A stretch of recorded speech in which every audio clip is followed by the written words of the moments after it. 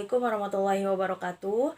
Perkenalkan, nama saya Lia Siti Nursifa dari kelompok 5 yang akan membahas tentang pengertian pengamatan. Pengamatan merupakan bentuk teknik non-tes yang sering dipergunakan untuk menilai objek secara langsung, sistematis, dan seksama. Contoh dari pengamatan ini yaitu seperti mengamati suatu objek nyata, sehingga kita bisa mengetahui kejadian yang sebenarnya. Dan yang kedua yaitu ada wawancara. Wawancara adalah teknik untuk mendapatkan data dengan cara berhubungan dengan peserta didik atau face to face. Wawancara ini bisa dilakukan dengan alat berupa tape recorder. Contoh dari wawancara yaitu seperti kita mewawancarai peserta didik, seperti berapa lama Anda belajar di rumah, itu. Dan yang ketiga yaitu ada angket. Angket merupakan alat pengumpulan data secara tertulis yang berisi daftar pernyataan atau pertanyaan yang dibuat secara khusus dan dipergunakan untuk menghimpun keterangan. Contoh dari angket ini sendiri yaitu seperti ketika saya melaksanakan sholat, saya merasa masih sulit memusatkan diri, dapat berkonsentrasi tapi selalu pudar atau tidak begitu sulit untuk berkonsentrasi. Halo, assalamualaikum warahmatullahi wabarakatuh. Saya Luciana Ratmatini. Di sini saya akan sedikit menjelaskan tentang penilaian unjuk kerja dan penilaian portofolio. Nah, penilaian unjuk kerja merupakan penilaian yang dilakukan dengan mengamati kegiatan peserta didik dalam melakukan sesuatu.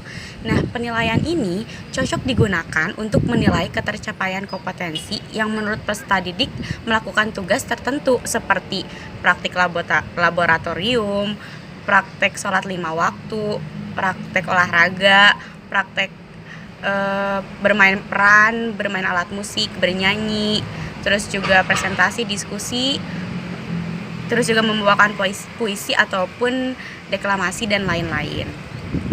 Cara penilaian ini dianggap lebih otentik daripada tes tertulis karena apa yang dinilai lebih mencerminkan kemampuan peserta didik yang sesungguhnya.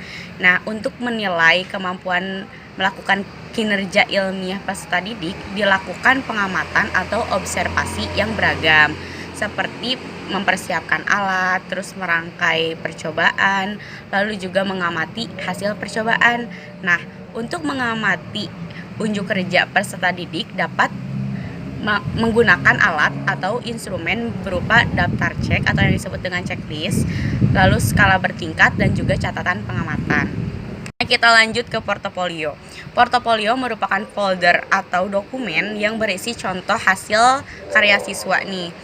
Contoh hasil karya siswa yang menurut siswa itu sangat penting atau sangat berarti, merupakan karya terbaik dan merupakan karya yang favorit, sangat sulit dikerjakan tetapi berhasil.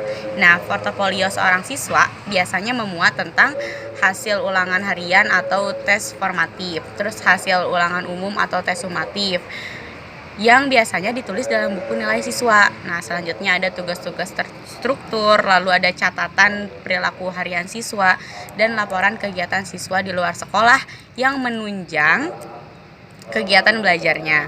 Lalu ada prinsip dasar penilaian berbasis portofolio. Itu yang pertama ada skala Likert, lalu ada skala Thurston, juga skala Goodman, dan semantic differential. Bismillahirrahmanirrahim. Assalamualaikum warahmatullahi wabarakatuh.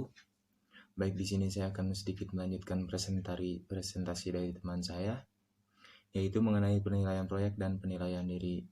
Yang pertama saya akan menjelaskan penilaian proyek. Dari pengertiannya yaitu penilaian proyek merupakan kegiatan penilaian terhadap suatu tugas yang harus diselesaikan pada masa atau periode tertentu. Tugas yang harus dikerjakan sejak dari perencanaan, pengumpulan data, pengorganisasian, pengolahan, dan penyajian produk. Contohnya itu misalnya menyuruh siswa untuk mencari informasi yang berkembang di sekitar tempat tinggalnya. Kemudian tahapan rencanakan penelitian, lakukan penelitian, dan buatlah laporan hasil penelitian. Mungkin itu contoh dari hasil penelitian proyek. Kemudian yang kedua itu penilaian diri. Untuk pengertian penilaian diri itu yaitu merupakan jenis penilaian yang melibatkan peserta didik untuk menilai pekerjaannya, baik dalam proses maupun dalam produk. Contohnya di sini misalnya menyontek dalam ulangan itu benar atau tidak. Maka tidak, itu salah satu dari penilaian diri. Kemudian ya soal yang perbuatan baiknya, misalkan rajin sholat tahajud misalkan di sini, maka itu perbuatan yang benar dan itu salah satu contoh dari penilaian diri. Assalamualaikum warahmatullahi wabarakatuh. Nama saya Kamila Nur Azizah dari kelompok 5 yang membahas tentang pengembangan instrumen penilaian non-tes. Seperti sudah dijelaskan oleh teman-teman saya sebelumnya, yaitu tentang observasi, wawancara, angket, unjuk kerja, portofolio, ada penilaian proyek dan penilaian diri. Nah, pada bahasan kali ini, bahasan terakhir yang akan saya bahas yaitu tentang penilaian sikap dan penilaian produk. Apa itu penilaian sikap?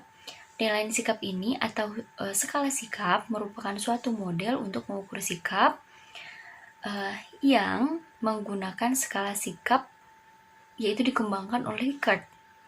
Nah, dalam skala ini, peserta didik tidak hanya disuruh memilih pernyataan-pernyataan yang positif saja, tetapi juga memilih pernyataan-pernyataan yang negatif. Seperti contohnya sudah saya lampirkan, yaitu sikap peserta didik terhadap mata pelajaran fikih. Di sini ada petunjuknya, 2 poin, lalu ada keterangannya, dan dalam tabelnya itu ada nomor pernyataan, lalu ada keterangan seperti sangat setuju, setuju, tidak tahu, tidak setuju, dan sangat tidak setuju. Poinnya ini bisa sesuai dengan kebutuhan dari mata pelajaran tersebut atau kebutuhan dari siswanya juga tersebut ya. Nah, lalu yang terakhir adalah penilaian produk.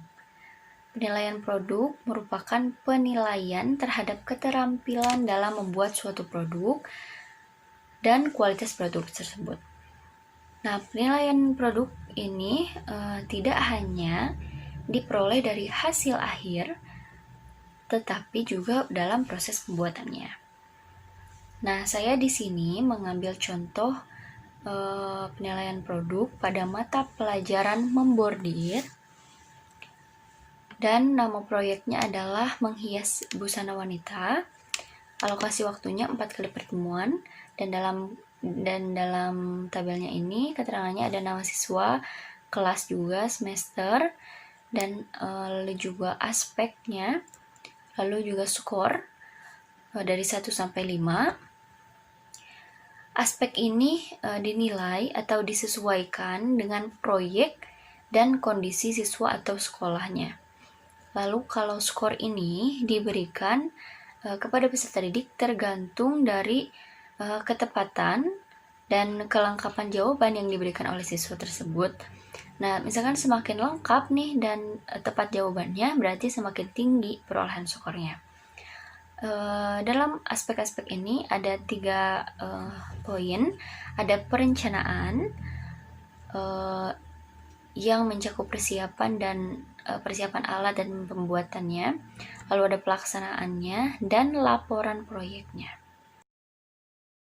Mungkin hanya itu saja yang bisa saya dan kelompok saya sampaikan. Mohon maaf apabila banyak sekali kesalahan, dan semoga bermanfaat. Terima kasih sudah menonton. Wassalamualaikum warahmatullahi wabarakatuh.